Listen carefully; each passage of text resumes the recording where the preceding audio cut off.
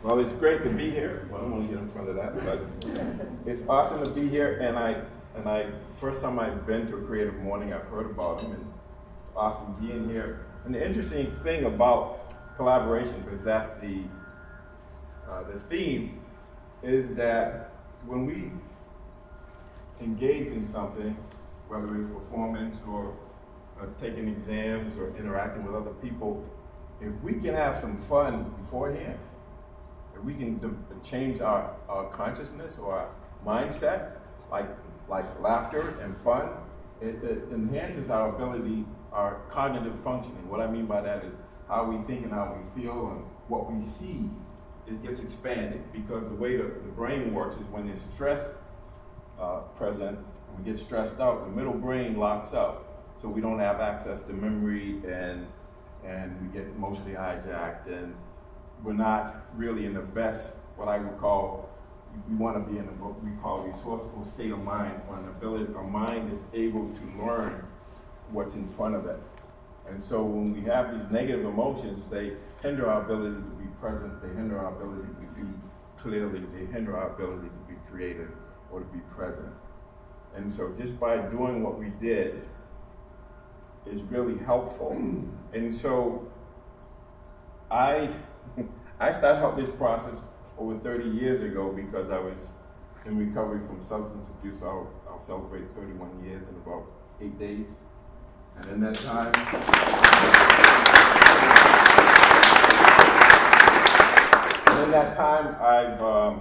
I've read over a book a week.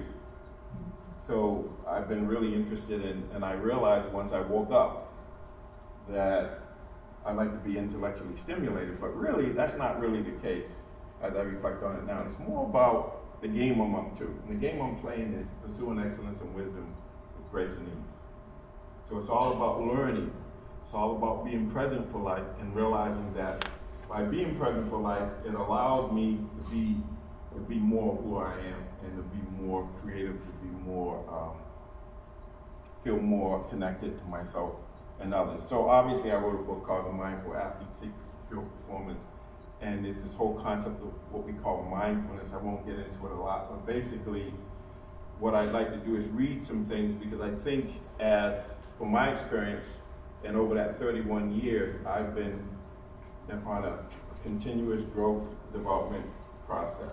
And I think that's how, it's taken me 20 years to write the book. And the interesting about that is, once I stopped trying to write the book, it wrote itself.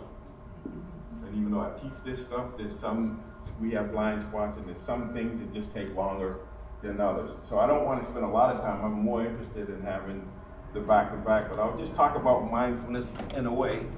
And in the book, I talk about the analogy I like to use is the eye of a hurricane. So that if you notice the eye of a hurricane or a cyclone, in the middle of it, there's peace, there's quiet, there's blue sky, there's ease, even though there's turmoil all over the place. And we have that eye of the hurricane. We have that ability to live in that space between stimulus and response. And we just don't know it, but we are so identified with the turmoil or the whirlwinds that we're not able to be still and know.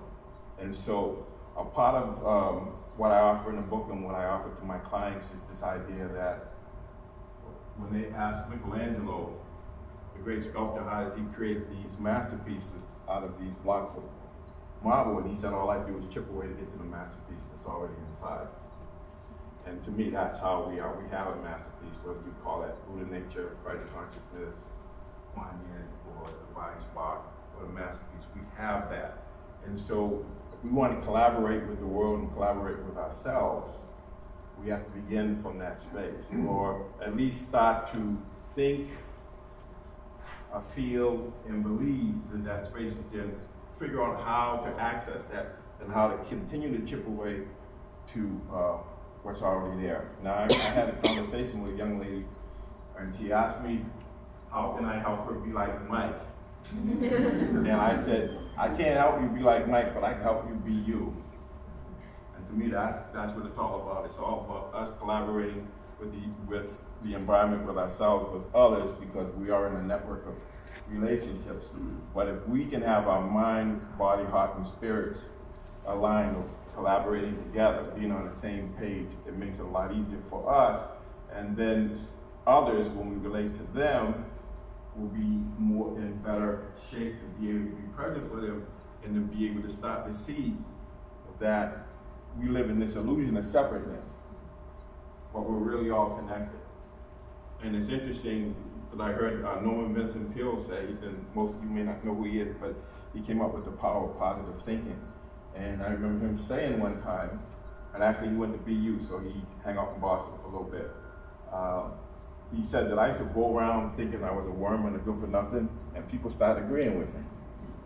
So that's what happens. So what we hold in mind becomes our reality. You don't have to take my word for it. There's a philosopher by the name of Dr. Dre. He said, I have my mind on money and money on my mind. That's your meditation, or that's who you become, what you hold in mind. And you're doing pretty good right now, making money. But the key is, if we want to live in the present moment, so immediately of experience, we have to know what is on our mind. Not only in the minute, in the moment, but what we call forethought, before now. What we habitually think about, how we habitually see ourselves and others. That is really important, because that becomes our reality. And so there has to be some ability, some willingness to really be clear about, you know, who we are, or what our core values are. Because if we don't know who we are, we could end up being anybody. And if we don't know where we're going, we could end up going anywhere. And so it's really this taking self-responsibility to realize that there's a way of relating to ourselves and others, but specifically our state of mind, our state of consciousness, that allows us to be more present or less present, more distracted, rather than being more focused. And so I don't want to talk a lot more about it, but in the book I talk about, you know, being in the space between stimulus and response. And Viktor Frankl thinks the same way. I'll read something that he talked about in his book. He was a concentration camp survivor. He says, between stimulus and response, there is a space. In that space is our power to choose our response. And our response lies our growth and our freedom. So that's really what it comes down to, is that we decide who we become and how we experience the world. So I don't want to talk much more than that, just to kind of throw out some stuff. I'm very interested in your questions and engaging. I love the Socratic style, and it's interesting how you do this, because this is how I roll. I come in and it's all about the joy of self-discovery. Because there is a sense of satisfaction, there is a sense of wonder, because Socrates said wisdom begins in wonder. And for those of you who may not know what I mean by that, I think I have a little something here to read that will be, I can just find it. Here it is. So this gentleman by the name of Eugene Fink, he says, wonder is the unwilled willingness to meet what is utterly strange in what is most familiar. It is the willingness to step back and let things speak to us. A passive receptivity to let the things of the world present themselves in their own terms. And that could be a description of mindfulness, or what I would call being present and being in the moment, and just being able to allow things to speak to us. So we talk about this idea of not forgetting, but what is it we're doing in this present moment? Not forgetting the present moment. We talk about presence of mind, or having the mind just reflect, like a mirror mind, just reflect what's there and allow things to speak to us. Because often what we do is we interpret, something happens and we interpret it, and we project what we already know onto it instead of having the willingness or being vulnerable enough to allow the unfolding unknown moment to present itself in its own terms, and to have that being in that eye of the hurricane and being able to receive it and just see it for what it is. But it's difficult because, or it can be a challenge because the way the nervous system works is if something is pleasant, we move towards it, approach, and if it's unpleasant, we move away from it or avoid. And if it's neither pleasant or unpleasant, we space out. We kind of live in no man or no woman's land. And so the idea is this is not personal. This is how we are wired. And so when we can understand that we have to create this balance of being able to be with the likes and the dislikes, not moving towards or away, but just being still and knowing and understanding that we can train ourselves to do that, whether we call it formal meditation or whether we call it just informal, where we're just paying attention and noticing, well, you know, what am I doing? Why am I doing it? How do I feel? What am I thinking? And what are the consequences of what I'm thinking or what I'm feeling? So I'm just throwing that out a little bit, and I think I'll end there because I know we don't have a lot of time, and I also don't want to talk so much. I more or less would rather have interaction with you. Okay, so first, I mean, it's open for questions. Yes, sir. George, how do you feel about kind of emerging technologies and how that affects people's ability to be present, to recognize what's going on, to think about how they're feeling and not just always wrapped up in what's going on in the digital world? Yes, well, it's interesting because the technology in and of itself is like these glasses. You know, there's no right or wrong with it. It's how we use it, or whether we're using it to hide out or to gain more information. I love this new technology. Before I used to have to go to the library and do all this research. Now I just pick up my phone and Google it. Even when I don't know how to spell a word, I just put it in. And Wikipedia tells me how to spell it. And, you know, it even gives me where the Greek and the Latin, all that stuff. So there's a lot of information, but you reach a very important point is that we have overload. And the real question is, what do we focus on? How do we use the technology, or is the technology using us? So it's both very useful, and it also can be very distracting. So we get to the point where we actually program ourselves for instant gratification. We think everything, and it's interesting because I have these interactions and people will ask me a question and I know they want me to give them the silver bullet, and there's no silver bullet. And then I can see the discomfort on their face, or the frustration, especially, remember recently I did a book signing and this coach was talking and I just said, you gotta meet people where they are. Of course, it was mother, same thing, you know, I want my daughter to do this and do that, and you know, I'm doing this, and I said, how's that shit working out for you? She said, it's not working. I said, okay. So then maybe you need to just be still and know, or just really get clear about what you're doing and realizing that you can't live her life for her, and none of us can, because, you know, I used to try to take care of people and try to think that if everybody gave me the power, if they just let me handle everything would be all right. And you know, it caused me to drink and drug because it's a lot of stress trying to be responsible for others when I'm not focusing on myself and taking care of me. So, yeah, it's not the technology, it's how our relationship to it. Make sense? Okay. Yes, sir. Yeah, love to know with your work with Michael Jordan and Kobe, who were just ferocious competitors. Right. They wanted to win so bad. Or in sports, like just training more and putting in the hours and always being in the gym is a common practice. How you taught them to step back and, like you say, slow down. And yes. How it relates to us in our careers where more hours might not be the best option. Yes, well, well, you have to be in a moment and really be clear about what your intentions are. What we would call clear comprehension, like what's my motivation, what's my purpose. If I'm doing it for self, that could be a problem, but if you're doing it for the greater good, I remember Michael saying after the second repeat, and he was saying, well, I want to win this one for him, or I want to win this one for, he has to find a motivation, and it's all about, because speaking of collaboration, one of Phil's favorite sayings, which comes from the Jungle Book, is the strength of the wolf is in the pack, and the strength of the pack is in the wolf. And so this collaboration, or this raises edge of the me and the we, so that it's okay to have an intention, but then you have to allow it to happen. So if you try too hard, there's too much tension, it doesn't work.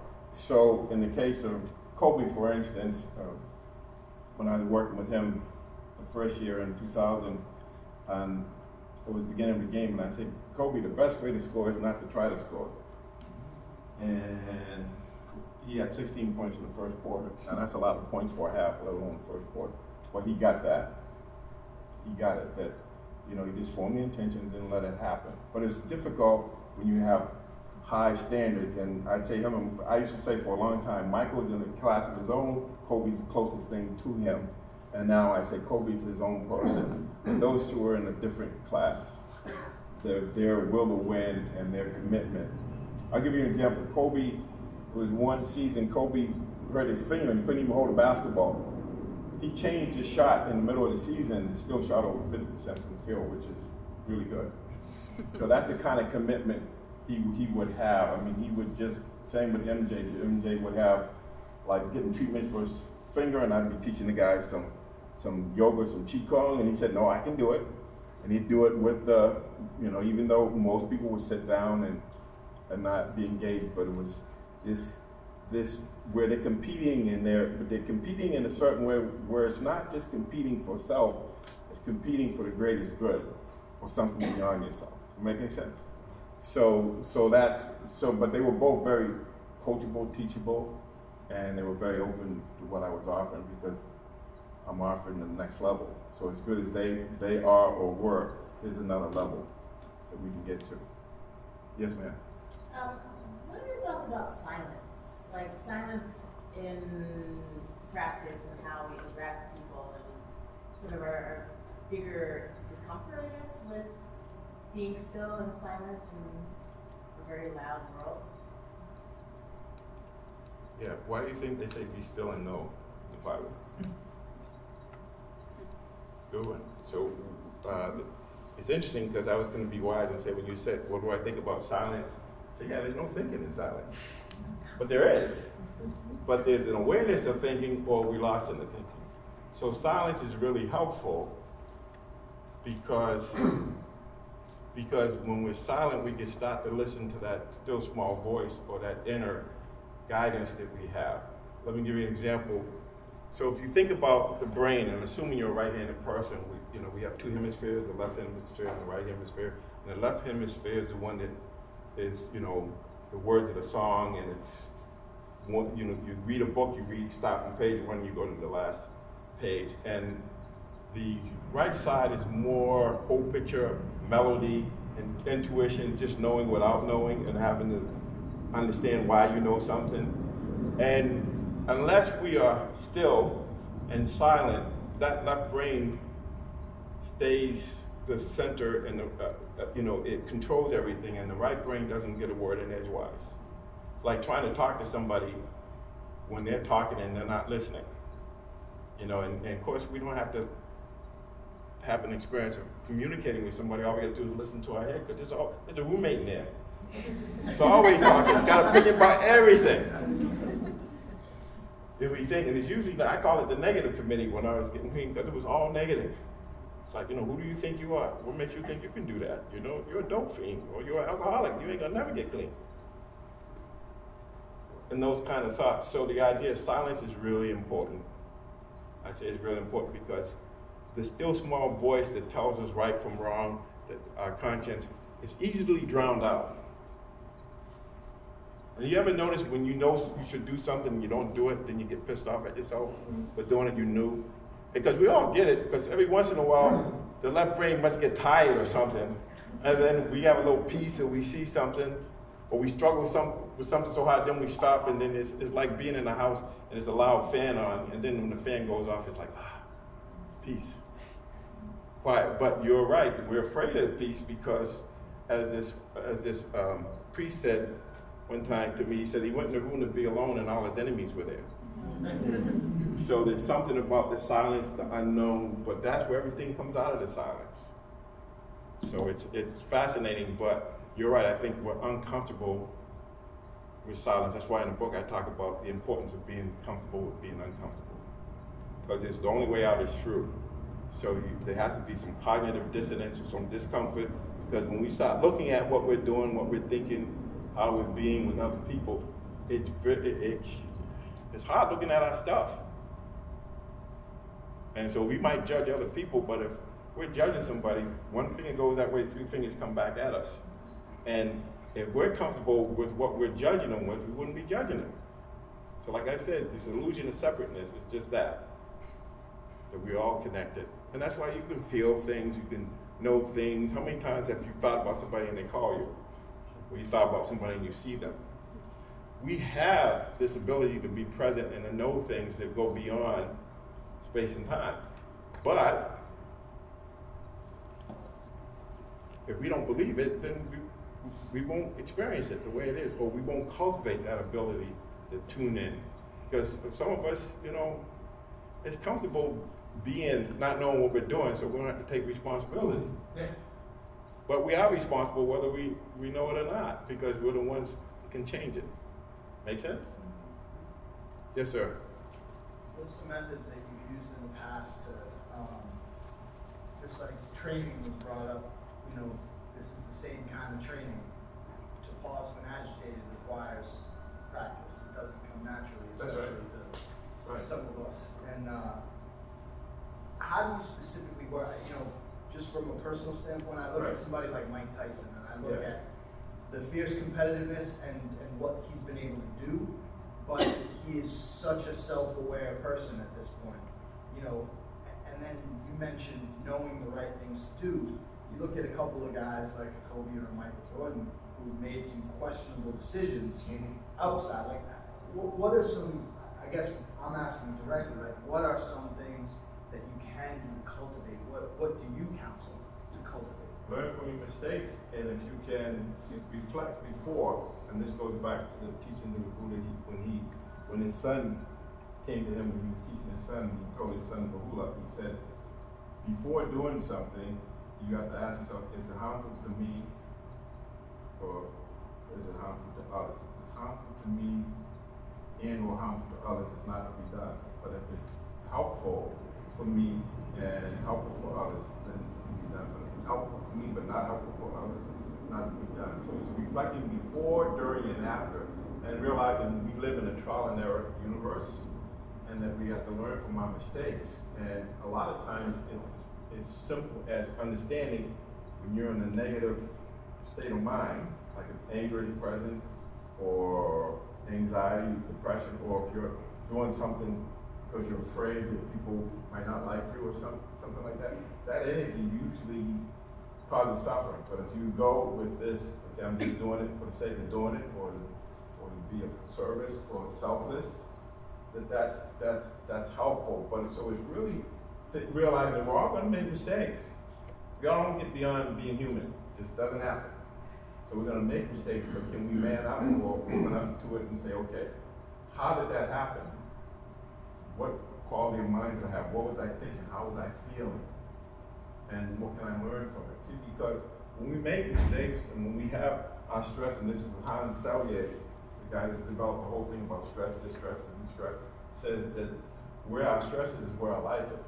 And so when we're stressed out like myself, the addiction and everything, it created an opportunity for my latent abilities to rise. But it had to be a mindset that said, okay, I'm going to see this stressful situation as a challenge. I can control my response to it. I can create a space between stimulus and response. So instead of reacting with no reflection, even if I do it and it was not the right thing, then I can learn from it and say, next time, how do I want it to turn out? So I actually program myself. How do I want, what's my core values? What is it I want to do? So being clear about, because most of the time we're not clear about what we're doing and why. So then we can do that. So having a journal. But you mentioned self-awareness. I think you're really referring to self-consciousness. Because this is what happens with a lot of people I work with, especially athletes. If you're worried about how you're doing, you're not focused on what you're doing. So a lack of self-consciousness is important. So just, you know, and in the book I talk about, the best way to find yourself is forget yourself. In other words, just commit to the task, just do it for the sake of doing it, or like if you play a sport and you have love for that sport, or you play music, or you listen to music, there's nothing that stops us from bringing that love of the game or the music into whatever we do. So we keep thinking it's the external environment, and it's not. It's the internal environment that we meet what we marry. So what we hold inside becomes our reality. So, did I give you enough to kind of work on? Probably gave you more, but that's good. Thank you. Anybody else? Yes, sir. The singer. Yes, I did. Very good. From your personal addiction, is there any one thing you took away from all that, other than? Yeah, I have what I call the AOF method of motivation. It's called Ass on Fire.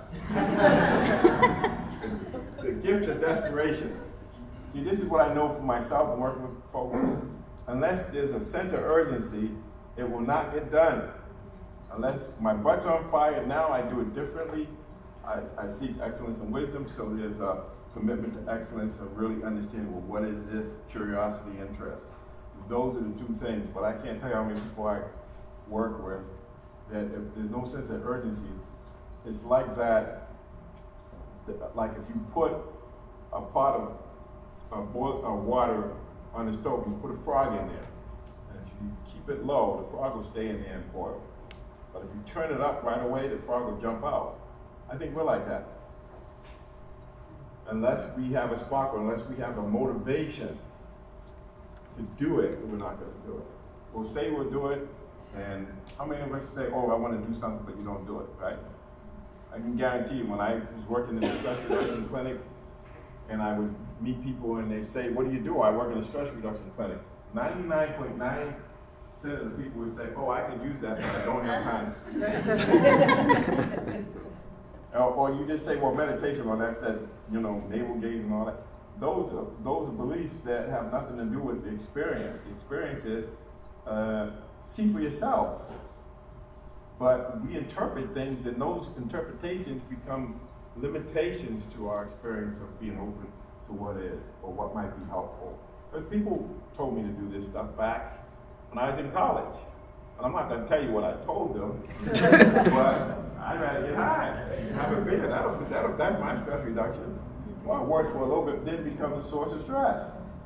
And that's what a lot of us, we might eat, we might, you know, use sex or use some way of checking out or hiding out. And that becomes a problem at some point, because now our normal functioning, or when we want to do something, it gets in the way. And so it's this idea of realizing that, oh, you know, I have this ability to be still and know, or create space between stimulus and response, and really ask myself, well, who do I want to be and where do I want to go? That makes sense. How are we doing for time? One more. Lady in the back.